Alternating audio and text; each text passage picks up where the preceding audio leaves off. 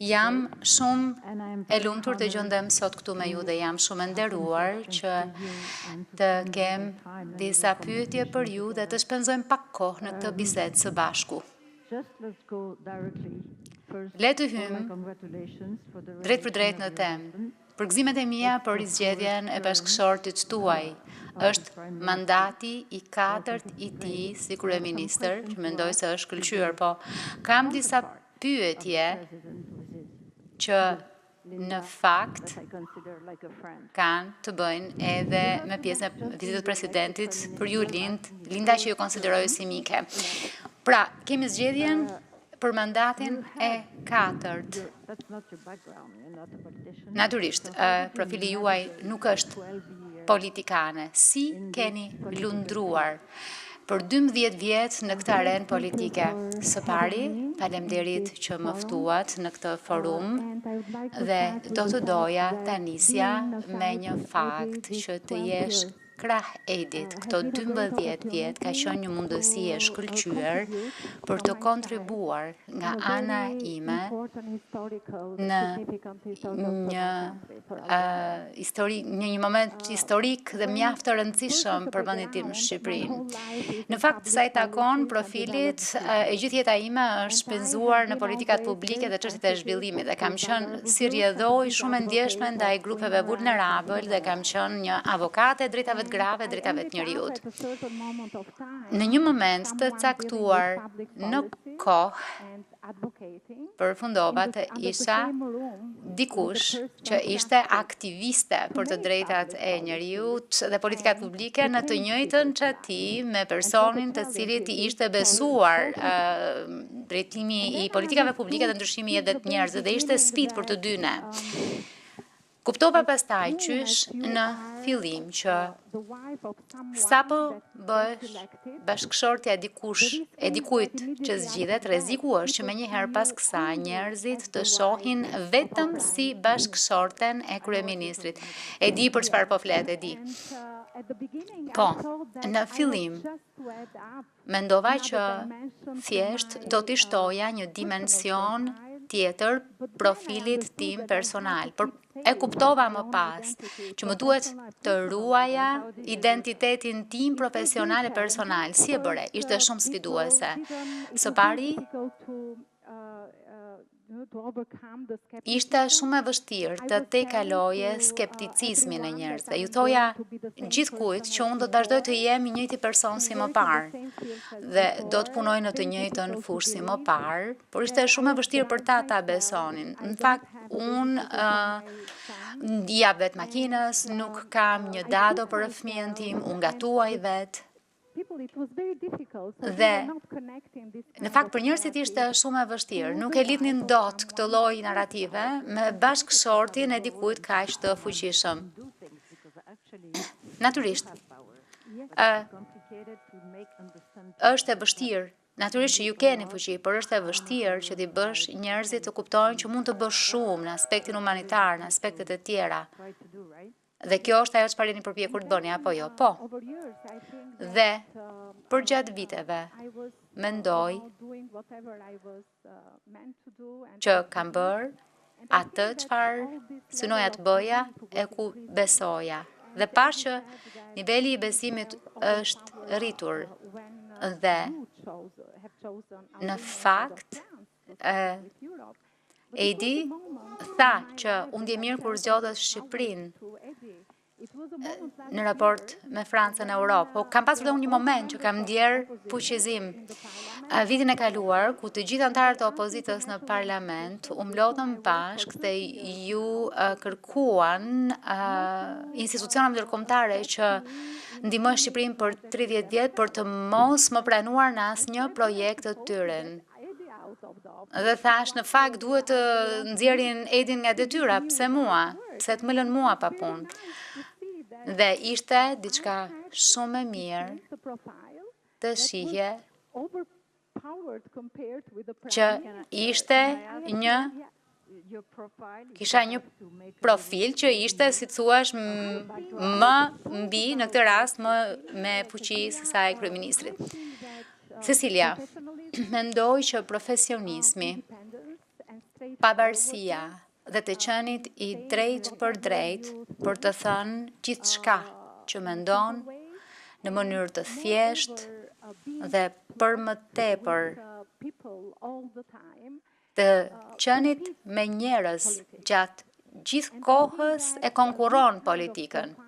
Dhe këto lloj profilesh mendoj që janë profile mjaft të fuqishme.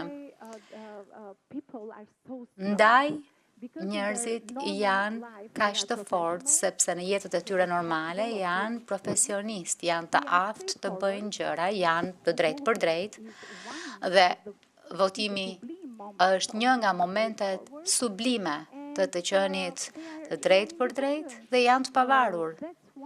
Ja pse janë vërtet të fuqishëm dhe politikës I duhen gjatë tërë kohës. Më lini të kthehem paksa në të shkuarën. Në 1991, pas regjimit komunist, dua të di se si brezat e rinj jetojnë me këtë të shkuar, si mund t'i inkurajoni si përmarrësit e rinj që të ecin përpara duke e ditur që vendi ka qenë në një regjim mjaft të shtrënguar, regjimin komunist, edhe si mund t'i ndihmoni ju këta të rinj të ecin përpara dhe të krijojnë një vend të ri në këtë vend. Së pari, dua që të jap 2-3 shifra se si e nisëm këtë rrugtim pas rënies komunizmit. 30% e njerëzve në 1991 në zonat rurale dolën pa punë dhe papunësia arritej dita ditës për shkak të kolapsit të ndërmarrjeve publike.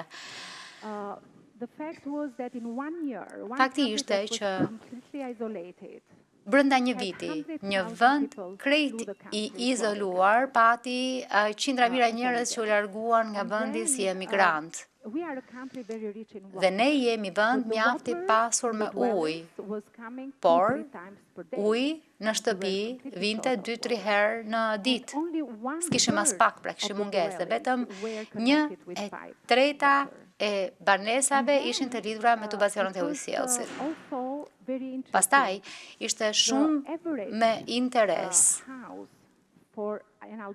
fakti që një familje mesatare kishte një shtëpi prej 30 metër katror për një familje. Energjia elektrike kishte mungesa dhe në fakt shkuam nga një besim I plot, një pavarësi e plot nga shteti në një nivel krejt tjetër mos besimi ndaj shtetit. Në fakt, 1991, 92, 93, ekonomia hije apo informale ishte gjysma e ekonomisë në Shqipëri. Kjo ishte gjendja. Imagjinojeni se çfarë lloji agjende shtrihej përpara njerëzve dhe politikanëve. Në fakt, në 35 vjet jemi ne, brezat e rinj të asaj kohe, që qem në gjendje të fitonim kohën e humbur nga prindrit tanë e prindrit e prindërve të tyre, jo për shkak të tyre, jo për fajt të tyre, por për shkak të mundësive që patëm për të dalë nga komunizmi e për të shkuar në një sistem krejt tjetër të mbusur për plot me mundësi. Mendoj që gjatë kësaj kohe arritëm kohën dhe dëgjuaj presidentin Macron dhe në fakt e dëgjova shumë e lumtur që ai konfirmoi që bien dakord të zgjerojnë Bashkimin Evropian e që ai është mbështetës I antarësimit tonë. Fakt është e drejtë, sepse Shqipëria duhet jetë në Europë. Po, dhe ja kemi dalë të krijojmë këtë nivel besimi. Dhe ka qenë brezi ynë që ka bërë këtë gjë. Por, për aq kohë përderisa e bëjmë këtë, nuk ishte vetëm ekonomia që na shqetësonte, por edhe trauma e vjetër e zakonet e këqija të imponuara nga komunizmi. Dhe mendoj që në këtë drejtim ndoshta nuk patëm fokus për të bërë shumë dhe kjo shërben për të gjithë botën, sepse gjithçka që po ndodh sot po lë gjurmë për brezat e rinj. Dhe mendojmë që sapo brezi ynë do të përfundoj rrugtimin drejt Bashkimit Evropian, do duhet të kujdesemi që fëmijët të rinj të përpiqet të shfrytëzojnë të gjitha mundësitë e tyre për të ecur më tej në një botë globale, sigurisht. A mund të ndani këndvështrimin tuaj për ndikimin psikologjik të së shkuarës në shoqërinë aktuale? Kaq shumë vite komunizmi të ashpër, ka shumë të tilla, sa më shumë shkon koha, përpiqem dhe shumica e shpjegimeve që gjej për atë çka ndodh përreth ka një lloj lidhje me të shkuarën. Mund t'ju jap, duke qenë se jemi në një forum financiar investimesh, mund t'ju jap një shembull shumë të vogël. Gjatë komunizmit, familjet shqiptare dhe individët nuk lejoheshin të merrnin hua nga bankat, për shembull. Dhe ka një frikë nga brezat e prindërve tanë që ju është përcjell brezave tanë për të mos shkuar në bankë e për të mos marrë hua sepse huat janë të këqija. Dhe në fakt, në qoftë se sheh raportin e depozitave, natyrisht situata ka ndryshuar kryekëputse, në të kundërt nuk do të shihnit këtë lloj zhvillimi vërdall, por ekziston ende një frikë nga qasja në bankë. Ndaj vazhdon të ketë një ekonomi me para në dorë dhe ndaj ka sërish një droj, një hezitim që të shkosh në bankë, të paraqisësh një projekt biznesi, të marrësh hua dhe të krijosh marrëdhënie me bankën. Po pse ndodh kjo? Ende ndodh kjo sepse nuk kemi punuar ende mjaftueshëm me këtë. Po, 1991 nuk është kaq larg, është 3 dekada e gjysmë, nëse kemi qenë në gjendje të ecim kaq shpejt në këtë rrugë zhvillimi, dhe nuk po flas vetëm për për shqiptarët në Shqipëri, po flas edhe për shqiptarët kudo gjenden. Ambasadorët më të mirë të Shqipërisë janë shqiptarët që ja kanë dalë me sukses në çdo fushë dhe janë kthyer. Në çdo fushë në botë, natyrisht që jetojmë në një botë të lirë, ne jemi të lumtur që ata të kthehen, por ata kanë bërë maksimumin kudo gjenden. Ata duhet të shkojnë kudo mendojnë që është më mirë për ta, por ne e dimë që një pjesë e jona është me ta kudo që ata janë. Dhe patjetër që duam që edhe të huaj të vinë këtu. Në fakt, unë ndjeva shumë e lumtur kur dëgjova Edin që tha, natyrisht me një lloj doze humori, që edhe francezët duan të rinë të punojnë, por ky është realiteti.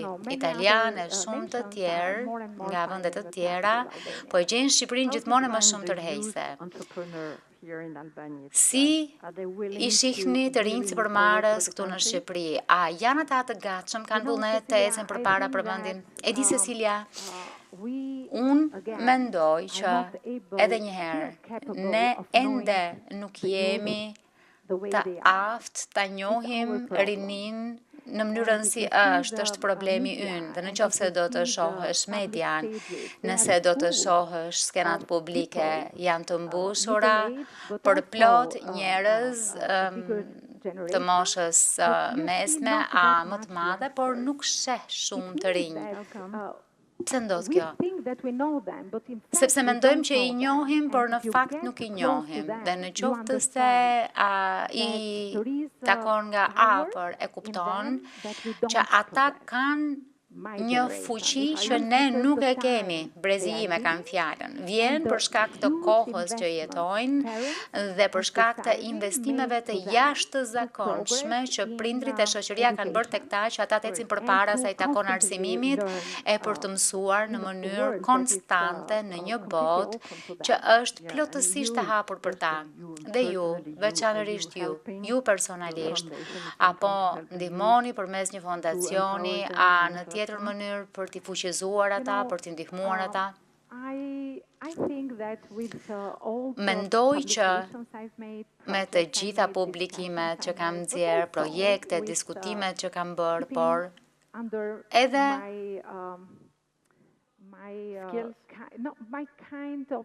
duke ruajtur atë lloj trysnie timen vjetin, përpiqem të sigurohem që gratë, të rinjt, fëmijët të marrin sa më shumë vëmendje nga shoqëria dhe nga qeveria. Po kështu edhe nga politikbërësit. Më duhet të eksploroj më tej. Edi është tashmë në mandatin e 4. Je entuziaste për këtë? Jam shumë entuziaste dhe e prekur, e mallëngjyrë thellësisht, sepse ndjeva sikur po lidhej filli midis prindërve tanë dhe asaj çka ëndërruam në 91-92 për ta bërë Shqipërinë si gjithë Europa. Aso kohë, qeveria e parë demokratike mori një mbështetje të jashtëzakonshme nga qytetarët. Duket sikur ka një fill që lidhet pas kaq shumë vitesh dhe shqiptarët, sepse vazhdojnë të ëndërrojnë Shqipërinë në Europë, i besuan Edit një mandat që është shumë i fortë. Mendoj që është një përgjegjësi e jashtëzakonshme. Ndjej peshën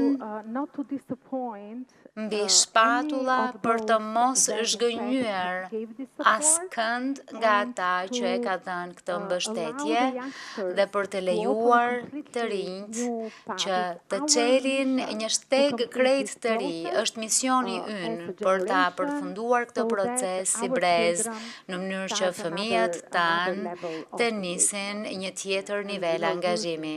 Dhe e dini, në fakt rinia është themeli i një vendi, arsimi është i rëndësishëm për ta mendoj. Shoh që nuk është se kemi shumë kohë e do ta mbyll me një pyetje mjaft e lehtë. Do doja t'ju pyesja, nëse do të kishte 3 gjëra që do doni të thonit për Shqipërinë, për vendin tuaj. E çfarë do qofshin ato në nivel personal, kulturor, apo çfarë do lloj gjëje që mendoni, çfarë do të ishin ato? Gjëja e parë, sepse pash videon që ishte përgatitur dhe jam tërësisht dakord me të. Gjëja e parë që do të përmendja është diversiteti. Në 3 nivele i natyrës, këtu mund të gjesh Karajibet, mund të gjesh Toskanën, mund të gjesh Alpet e Zvicrës, në këtë vend kaq të vogël mund të gjesh gjithë botën, është një vend shumë i bukur. Dhe pastaj larmia, diversiteti kulturor. Dua të përmend që në këtë territor ka më shumë se 3000 kostume tradicionale dhe shumica prej tyre janë unike në botë. Dhe 3 besime fetare që bashkëjetojnë në harmoni dhe janë një trashëgimi e madhe për ne. Gjëja e dytë që do të them është dinamizmi. Jemi një komb mjaft energjike dinamik, është e vërtet. Dhe edhe tronditjet na trondisin.